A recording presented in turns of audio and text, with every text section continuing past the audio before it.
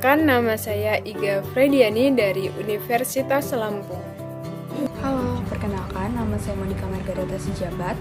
Saya merupakan mahasiswi Fakultas Hukum Universitas Lampung dengan NPM 20120111330. Halo, saya Elsa Bedisi Astuti dari Universitas Lampung.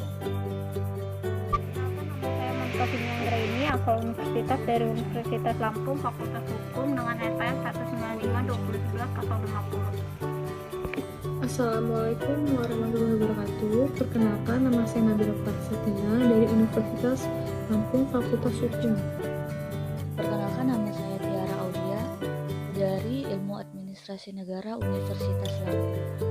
Halo, nama saya Dede Irfansyah dari jurusan Ilmu Hukum Universitas Lampung. Di sini saya akan menjelaskan mengenai pemerintah daerah. Menurut Undang-Undang Nomor 23 Tahun 2014 Pasal 1 Angka 2, pemerintah daerah didefinisikan sebagai penyelenggara urusan pemerintahan oleh pemerintah daerah dan Dewan Perwakilan Rakyat daerah menurut asas otonomi dan tugas pembantuan dengan prinsip otonomi seluas-luasnya dalam sistem dan prinsip negara kesatuan Republik Indonesia sebagaimana dimaksud dalam Undang-Undang Dasar Negara Republik Indonesia tahun 1945. Kemudian pasal 3-nya menjelaskan mengenai pemerintah daerah merupakan kepala daerah sebagai unsur penyelenggara pemerintah daerah yang memimpin pelaksanaan urusan pemerintahan yang menjadi kewenangan daerah otonomi. Kemudian adanya fungsi pemerintah daerah yang diatur dalam Undang-Undang Nomor 23 Tahun 2014 itu ada 4. Yang pertama itu pemerintah daerah mengatur dan mengurus sendiri urusan pemerintahan menurut asas otonomi dan tugas pembantuan. Yang kedua, menjalankan otonomi daerah seluas-luasnya kecuali urusan pemerintahan yang menjadi urusan pemerintahan dengan tujuan meningkatkan kesejahteraan masyarakat, pelayanan umum, dan daya saing daerah. Yang ketiga, itu pemerintah daerah dalam menyelenggarakan urusan pemerintahan memiliki hubungan pemerintahan pusat dengan pemerintahan daerah, di mana hubungan tersebut meliputi wewenang, keuangan pada umumnya, pemanfaatan sumber daya alam dan sumber daya lainnya. Kemudian, Indonesia merupakan daerah kesatuan yang urusan pemerintahannya itu berdasarkan prinsip desentralisasi, yang diartikan sebagai penyerahan urusan pemerintahan oleh pemerintah pusat kepada daerah otonom. Namun, kewenangan tersebut tak berkoordinasi dengan pusat dan dikontrol oleh pemerintah pusat. Karena sebenarnya dalam satu pemerintahan itu masih dalam satu lingkup pemerintahan. Kemudian berdasarkan asas otonomi dan adanya prinsip otonomi daerah dan tugas pembantuan dengan tujuan agar efisiensi dan efektivitas penyelenggara pemerintah daerah. Kemudian berdasarkan Undang-Undang Nomor 23 Tahun 2014 bahwa kepala daerah dan wakil kepala daerah ini dipilih secara langsung oleh rakyat, yang persyaratan dan tata caranya ditetapkan dalam peraturan perundang-undangan. Saya akan melanjutkan presentasi tentang pemerintah daerah yang tadi baru saja dijelaskan oleh Nabila Farah. Keberadaan pemerintahan daerah sangat penting dalam penyelenggaraan pemerintahan negara sebab diatur dan dijamin dalam undang-undang sebagai pembagian kekuasaan secara vertikal dari pemerintahan pusat, sehingga pemerintahan daerah dapat membantu pemerintahan pusat karena memiliki wewenang untuk mengatur dan mengurusi daerahnya dengan kontrol dan koordinasi dari pemerintahan pusat. Indonesia memiliki 34 provinsi. Setiap provinsi ada beberapa kota, kabupaten, kecamatan, hingga desa. Maka dari itu Indonesia sangat membutuhkan peran pemerintahan daerah karena pemerintahan daerah merupakan ujung tombak pelayanan publik dan berbagai kebijakan serta program pemerintah. Kemudian urusan pemerintahan sendiri ini dibagi menjadi 3. Yang pertama ada absolut, kedua ada konkuren, dan yang ketiga adalah umum. Yang pertama itu ada absolut, yang artinya sepenuhnya menjadi kewenangan pemerintah pusat. Yang kedua ada konkuren. Konkuren itu merupakan urusan pemerintahan yang dibagi antara pemerintahan pusat dan pemerintahan daerah. Yang ketiga ada umum, merupakan urusan pemerintahan yang menjadi kewenangan pemerintah sebagai kepala pemerintahan. Proses perumusan SDGs tidak lepas dari aspirasi dan inspirasi dari pemerintahan daerah melalui asosiasi kota dan pemerintahan daerah di tingkat global. Pemerintahan daerah telah sangat aktif ikut andil dalam perumusan dan pengesahan SDGs. Maka bagi pemerintahan SDGs adalah kita. Mengapa kesehatan menjadi bagian penting dalam pembangunan berkelanjutan? Karena seluruh isu kesehatan dalam pembangunan berkelanjutan atau SDGs telah diintegrasikan dalam satu tujuan, yakni tujuan nomor 3, yaitu menjamin kehidupan yang sehat dan mendorong kesejahteraan bagi semua orang di segala usia. Terdapat 38 target SDGs di sektor kesehatan yang perlu diwujudkan. Selain permasalahan yang belum tuntas ditangani, diantaranya yaitu upaya penurunan angka kematian ibu, AKI, dan angka kematian bayi, AKB, pengendalian penyakit HIV atau AIDS, TB, malaria, serta peningkatan akses kesehatan reproduksi termasuk KB. Terdapat hal-hal baru yang menjadi perhatian dalam bidang kesehatan, yaitu pertama, kematian akibat penyakit tidak menular, PTM. Yang kedua, penyalahgunaan narkoba dan alkohol. Yang ketiga, kematian dan cedera akibat kecelakaan lalu lintas. Yang keempat, universal health coverage. Yang kelima, kontaminasi dan populasi air, udara, dan tanah, serta penanganan krisis dan kegawat daruratan. Fokus dari seluruh target tersebut antara lain gizi masyarakat, sistem kesehatan nasional, akses kesehatan dan reproduksi, keluarga berencana atau KB, serta sanitasi dan air bersih. Pembangunan sektor kesehatan untuk SDGs sangat bergantung pada peran aktif seluruh pemangku kepentingan, baik pemerintah pusat dan daerah, parlemen, dunia usaha, media massa, lembaga sosial kemasyarakatan, organisasi profesi dan akademisi, mitra pembangunan, serta Perserikatan Bangsa-Bangsa atau PBB. Tantangan terbesar dalam pelaksanaan agenda pembangunan berkelanjutan di Indonesia sendiri adalah reformulasi konsep pembangunan yang terintegrasi dan penempatan kesehatan sebagai satu rangkaian proses manajemen pembangunan yang meliputi input, proses, output, outcome, dan impact pembangunan, serta memahamkan bersama akan substansi pembangunan kesehatan yang harus dilaksanakan bersama di era desentralisasi dan demokratisasi saat ini. Berdasarkan pada penjelasan sebelumnya, hubungan keterkaitan antara kesehatan dengan pembangunan ekonomi dapat dijelaskan melalui berbagai mekanisme yang dapat dibagi dalam beberapa fokus. Di antaranya, hubungan kesehatan dengan pembangunan, hubungan kesehatan dengan kemiskinan, serta hubungan kesehatan dari aspek demografi. Untuk hubungan kesehatan dengan pembangunan dapat dilihat dari penduduk dengan tingkat kesehatan yang baik merupakan input penting untuk menurunkan kemiskinan, untuk menambah pertumbuhan ekonomi, dan untuk pembangunan ekonomi jangka panjang. Beberapa pengalaman sejarah besar membuktikan berhasilnya tingkat landas ekonomi seperti pertumbuhan ekonomi yang cepat didukung oleh terobosan penting di bidang kesehatan masyarakat, pemberantasan penyakit, serta peningkatan gizi. Hal ini dapat dilihat dari fakta bahwa perbaikan gizi memberikan kontribusi sebanyak 30% terhadap pertumbuhan pendapatan per kapita di Inggris. Kesehatan yang buruk akan memberikan pengaruh buruk terhadap pertumbuhan ekonomi. Hal ini antara lain terjadi di beberapa negara di Afrika dan Asia Selatan. Beban berat yang diakibatkan oleh penyakit dan pengaruh gandanya terhadap produktivitas, kependudukan, dan pendidikan mempunyai peranan dalam kinerja ekonomi yang buruk dan kronis di negara-negara bagian tersebut. Untuk hubungan kesehatan dengan kemiskinan, ada beberapa alasan untuk yang meningkatkan beban penyakit pada penduduk miskin. Di antaranya, penduduk miskin lebih rentan terhadap penyakit karena keterbatasannya akses air bersih dan sanitasi serta kecukupan gizi. Lalu, penduduk miskin cenderung enggan mencari pengobatan walaupun sangat membutuhkan karena terdapatnya kesenjangan yang besar dengan petugas kesehatan atau karena terbatasnya sumber daya untuk memenuhi kebutuhan dasar dan keterbatasan pengetahuan untuk menghadapi serangan penyakit. Dengan alasan tersebut akan menjadi konsekuensi dari rendahnya tingkat ekonomi dan pembangunan.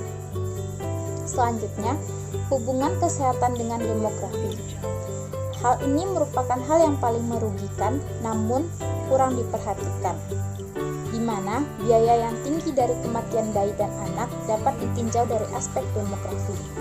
Keluarga miskin akan cenderung untuk berusaha mengganti anaknya yang meninggal dengan cara memiliki jumlah anak yang lebih banyak.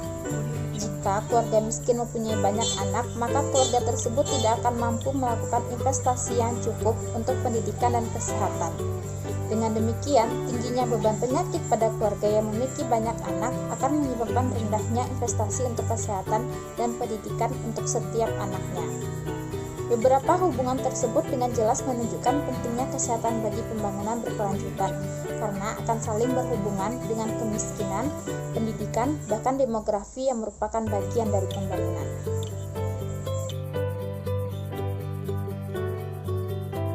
Di sini saya akan membahas permasalahan kesehatan apa saja yang perlu untuk segera ditangani dan mengapa. Menurut kami, permasalahan kesehatan yang perlu untuk segera ditangani antara lain COVID-19, kematian ibu akibat melahirkan, kematian bayi dan balita, masalah kekurangan gizi atau stunting, pencegahan dan penanganan penyakit melalui Germas atau Gerakan Masyarakat Hidup Sehat, serta tata kelola dan sistem kesehatan. Permasalahan kesehatan yang pertama adalah COVID-19. Masalah COVID-19 ini merupakan masalah kesehatan yang perlu untuk segera ditangani. Hal ini disebabkan oleh banyak sekali faktor negatif yang sudah ditimbulkan oleh wabah COVID ini.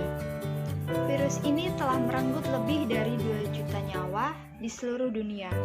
Dan tak berhenti sampai di situ, virus ini juga menyebabkan beberapa perubahan yang signifikan di berbagai lini, seperti ekonomi, kesehatan, pendidikan, dan lainnya. Salah satu dampak negatif dari adanya COVID ini adalah rumah sakit yang kewalahan menangani pasien COVID ini. Bagaimana tidak, membludaknya pasien COVID yang berdatangan sangat bertolak belakang dengan kapasitas yang mampu ditampung oleh rumah sakit, yaitu dengan terbatasnya tenaga medis, ruang rawat rumah sakit, dan alat-alat medis yang terbatas pula. Lalu, permasalahan yang selanjutnya adalah kematian ibu akibat melahirkan. Masalah kematian ibu setelah melahirkan perlu untuk segera ditangani. Memang, akhir-akhir ini, masalah kematian ibu setelah melahirkan sudah mengalami penurunan. Namun, jumlahnya masih jauh dari target yang diharapkan.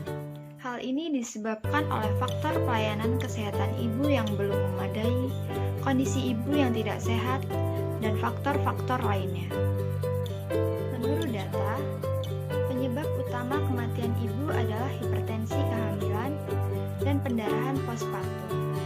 Selain itu, kondisi yang menyebabkan kematian ibu adalah penanganan komplikasi, anemia, diabetes, hipertensi, dan usia ibu yang terlalu muda. Lalu, permasalahan kesehatan yang ketiga adalah masalah kematian bayi dan balita. 5 tahun terakhir ini, masalah kematian bayi dan balita sudah mengalami penurunan. Namun, sama seperti dengan masalah kematian ibu akibat melahirkan, hal tersebut masih jauh dari target yang diharapkan. Penyebab utama kematian bayi adalah kematian pada saat bayi masih di dalam kandungan dan kematian akibat berat badan bayi yang rendah.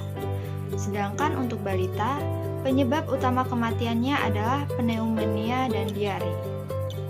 Hal ini berarti bahwa faktor lingkungan serta kondisi ibu selama dan setelah kehamilan sangat mempengaruhi kondisi kesehatan bayi.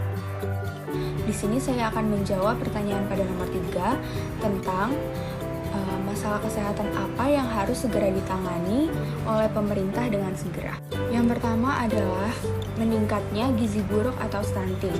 Seperti yang kita ketahui, di Indonesia masih marak perbincangan tentang masalah gizi buruk, sehingga kita ambil contoh satu masalah gizi buruk yaitu stunting, di mana stunting sendiri adalah masalah kurang gizi yang kronis sehingga mengakibatkan seorang bayi atau balita mengalami kekurangan tinggi badan dan lambatnya kinerja otak, tidak seperti anak pada usianya.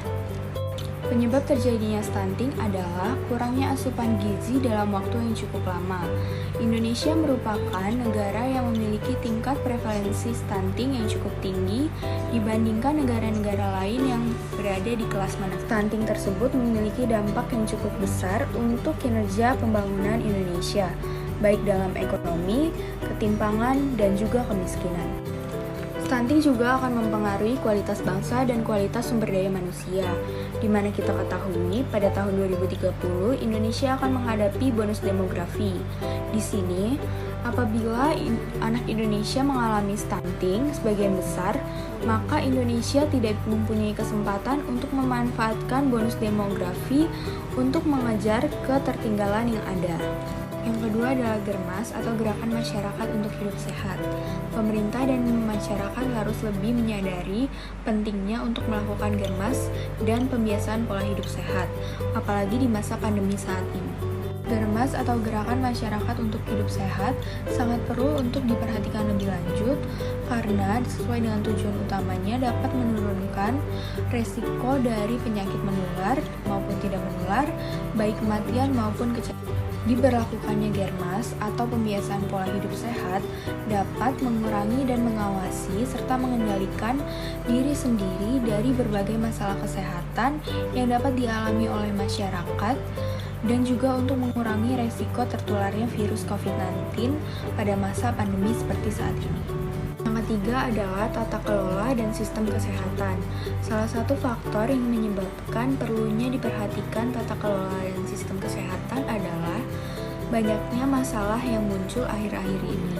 Tata kelola dan sistem kesehatan harus segera disesuaikan dengan kebutuhan kesehatan sekarang ini.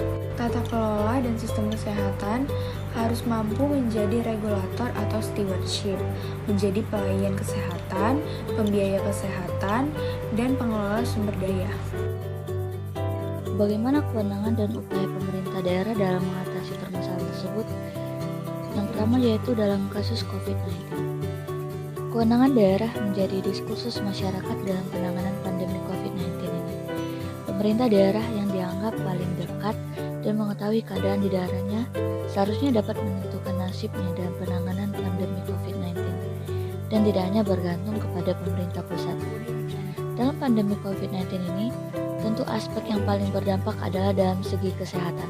Undang-Undang Nomor 23 Tahun 2014 tentang pemerintahan daerah menyatakan bahwa dalam hal kesehatan menjadi kewenangan dari pemerintah daerah, sehingga dalam penanganan pandemi COVID-19 ini, tentu pemerintah daerah memiliki kewenangan untuk menerapkan kebijakan di daerahnya. Kebijakan merupakan program yang mempunyai tujuan dalam mengatasi suatu keadaan dengan rangkaian tahapan-tahapan yang saling berkaitan. Kebijakan mempunyai tujuan tertentu untuk memecahkan masalah yang diharapkan dapat dijalankan dengan hal baik. Yang artinya, setiap kebijakan yang ditetapkan harus memperhatikan setiap aspek baik dalam daerah maupun luar daerah. Beberapa daerah telah melakukan langkah taktis dalam rangka penanganan pandemi COVID-19, seperti kebijakan yang dikeluarkan oleh Gubernur DKI Jakarta ketika masa awal pandemi, yaitu dengan meniadakannya Car Free Day. Namun perlu dilihat bahwa pandemi COVID-19 bersifat global, dan pada Indonesia sendiri telah ditetapkan sebagai bencana nasional, yang artinya berdampak luas tidak hanya pada aspek kesehatan.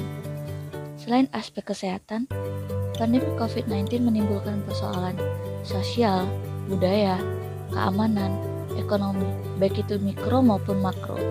Apa yang dilakukan oleh pemerintah daerah yang pertama yaitu menerapkan protokol kesehatan, memperhatikan fasilitas kesehatan, dan kesiapsiagaan tenaga medis. Yang kedua, pemerintah daerah juga harus mempersiapkan vaksinasi massal untuk masyarakat di daerahnya. Dalam hal ini, pemerintah daerah berkewajiban untuk melakukan perencanaan dan pemetaan secara matang untuk mencapai masyarakat yang patut diprioritaskan dalam menerima vaksin.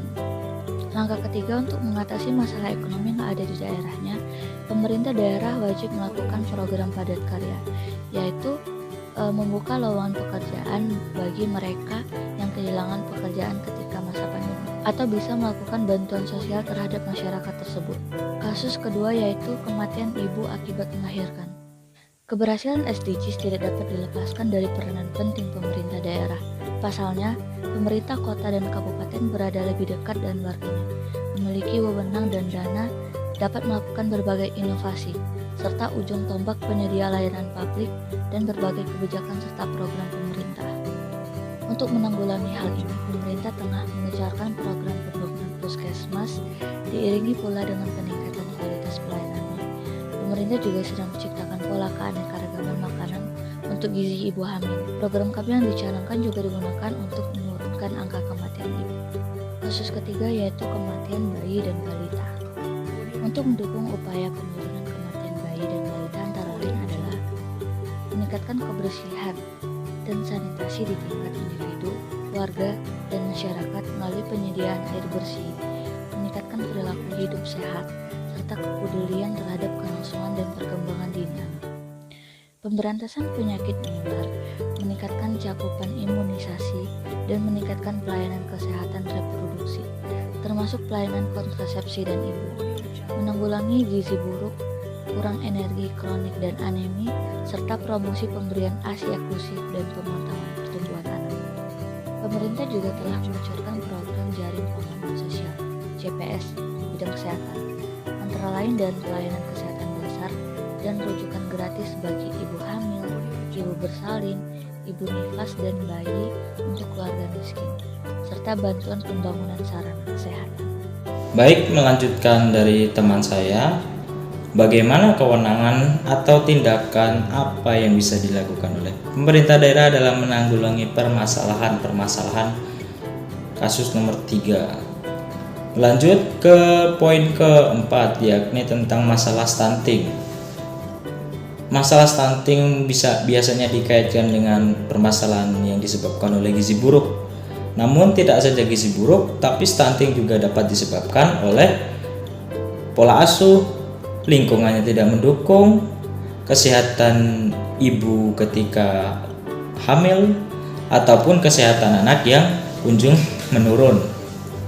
Kemudian terkait hal tersebut, pemerintah daerah dalam hal ini melalui dinas kesehatan baik di provinsi maupun kabupaten dapat melakukan salah satu beberapanya adalah tentang pemberian imunisasi dasar lengkap, bisa juga pemberian makanan tambahan karena disebabkan kurangnya gizi, maka diberikan makanan tambahan kepada ibu ataupun juga kepada anak tersebut, walaupun jika diberikan makanan tambahan tidak merubah efek stunting, tapi guna memperbaiki gizi anak tersebut. Kemudian juga dapat dilakukan dengan pemberian tablet darah kepada ibu.